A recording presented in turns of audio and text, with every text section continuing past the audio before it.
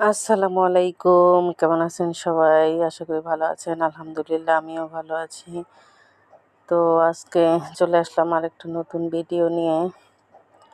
আজকে আসলে অনেক কিছু রান্না করেছি। আমি পাঙ্গাস মাছ টমেটো দিয়ে ভুনা করেছি, ঢেঁড়স ভাজি করেছি। তারপরও শরীরটা ভালো লাগছে না, তো ভাবলাম একটু করলা ভর্তা করব। তো যেই কথা সেই কাজ। আমি ভাত রান্নার সময় একটা করলা সেদ্ধ দিছি। তো এখানে পেঁয়াজ, মরিচ, একটু লবণ আর একটু সরিষার তেল দিয়ে মাখিয়ে নিচ্ছি। করলাটা এমন একটা জিনিস, এটা মানে তেতো হলেও এটা অনেক উপকারী, শরীরের জন্য অনেক উপকারী।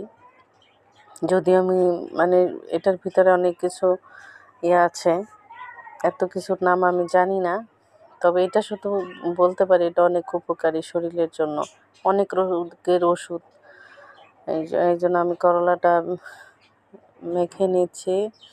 তো করলাটা একটু বেশি বড় ছিল, এই জন্য একটা করলাই নিয়েছি, যেহেতু বাচ্চারা তো আর করলা খায় না, আমরা দুজন খাবো, এই জন্য একটা করলা নিয়েছি।